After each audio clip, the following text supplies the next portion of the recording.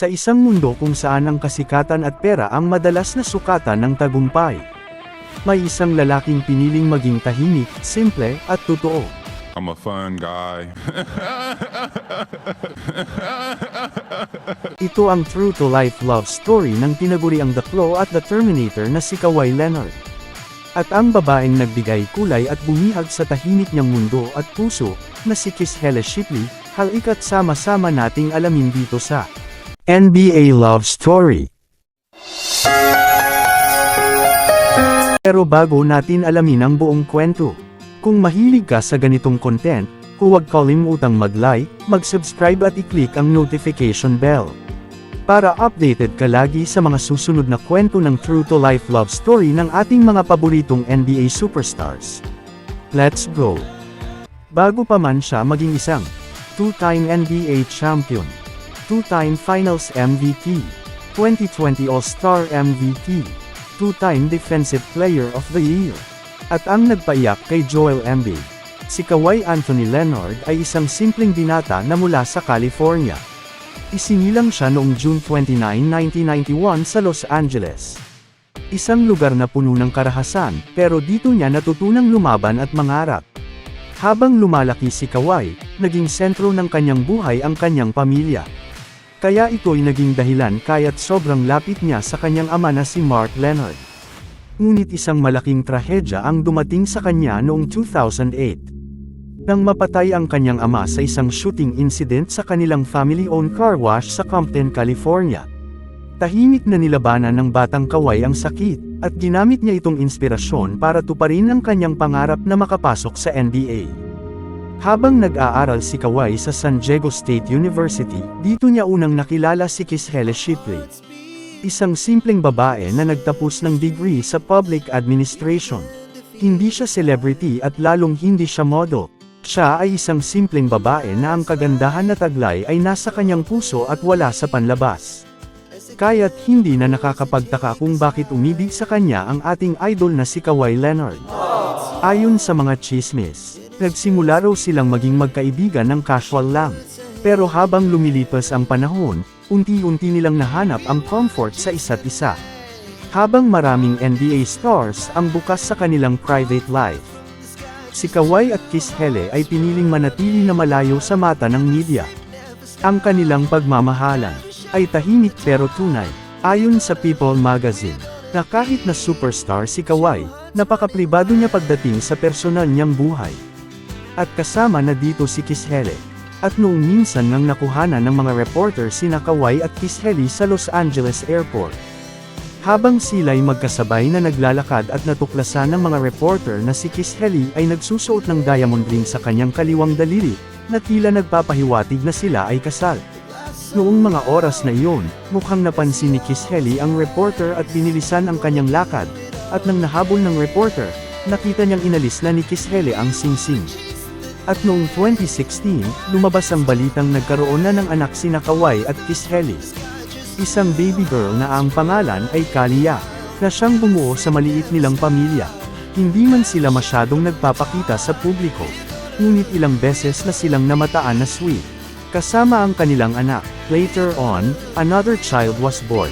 At ang pangalan nito'y hinango niya sa kanyang yumaong ama na si Mark Leonard Sr. At tulad ng dati, pinili nilang itago sa publiko ang detalye sa kanilang anak. Isang desisyon na nagpapakita kung gaano sila kaprotektibo sa kanilang pamilya. Bilang asawa ng isang NBA star, bihirang pumunta si Kishelle Shipley sa gilid ng court upang manood ng laro. May 2 beses lang na nakita ang mga reporter na magkasama sila. Una, noong niyakap ni Kawhi si Kishelle matapos siyang lumabas mula sa laro pagkatapos ng buzzer beater sa 2019 Eastern Conference Semifinals. Ang pangalawa ay noong pinangunahan ni Kawhi ang Raptors upang talunin ang Warriors at manalo ng championship at nagdiwang sila ni Kishelle sa isang parada. Ang attitude ni Kawhi patungkol sa pag-ibig ay kasing tahimik ng kanyang approach sa laro.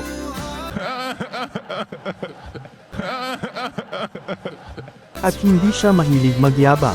Isa sa mga pangunahing dahilan kung bakit iniwan ni Kawhi ang Raptors at pinili ang Clippers ay dahil mas gusto ni Kishelle at ng mga anak nilang manirahan sa California. Naglalaro si Kawhi para sa Clippers ngunit hindi siya nakatira sa Los Angeles. Sa halip, nakatira siya sa San Diego, na higit sa 2 oras ang layo mula sa Los Angeles. Napabalita rin na bumili siya ng isang $13 million na bahay doon. Noong una, pinuna ng mga tao ang hindi pag-stay ni Kawhi sa Los Angeles. Lalo na nang matalo ang Clippers 1-3 ng Nuggets sa 2020 Western Conference Semifinals. May isang whistleblower na nagsabing madalas nahuli si Kawhi sa mga team activities dahil nakatira siya sa San Diego. Lalo na kapag lumilipad para sa isang laro, kailangan maghintay ang lahat sa bus bago sila pumunta sa paliparan para maghintay sa kanya. Noong panahong iyon, nagulat ang mga reporter at mga fans ng Clippers kung bakit hindi nakatira si Kawhi sa Los Angeles. Hanggang sa may insider na nagbukas ng balita na ang San Diego ay hometown ni Kisheli Shipley. Hindi man sila madalas makita ng media, ayon sa mga sources tulad ng The Knot, seryoso at matatag ang pagsasama ni Kawhi at Kisheli. Hindi kailangan ni Kisheli ng spotlight para sumikat. Hindi niya kailangang sumabay sa mundo ng glitz and glamour. Dahil ang mahalaga sa kanya, si Kawhi, ang pamilya nila, at ang simpleng buhay na pinagsasaluhan nila.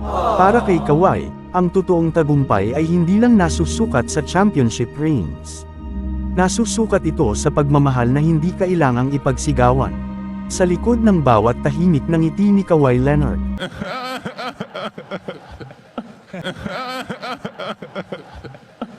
May isang babae na tahimik ding minamahal siya, araw-araw, sa bawat laban ng buhay. Ito ang patunay na minsan, ang tunay na pagmamahal, ay hindi kailangang ipagsigawan, sapat ng maramdaman. Uy, sana all! Ikaw idol, naniniwala ka rin ba na sa tahimik na pagmamahalan ay nandoon ang tunay na ligaya? Comment down below.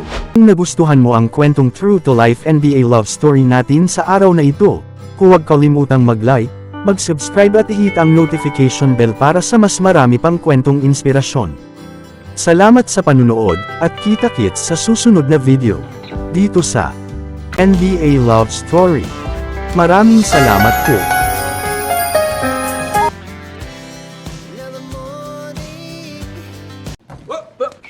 Here I come. Oh, here I come.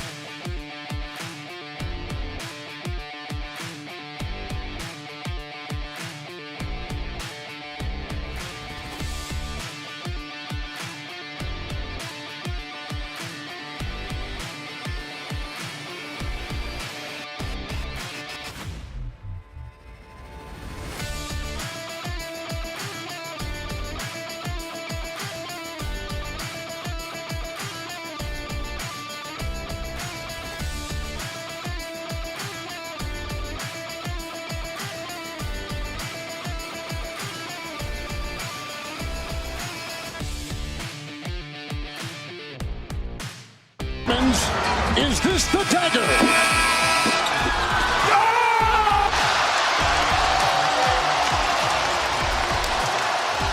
Team fourth quarter points by Kawhi Leonard. Years, and how about the validation for Toronto? I felt great.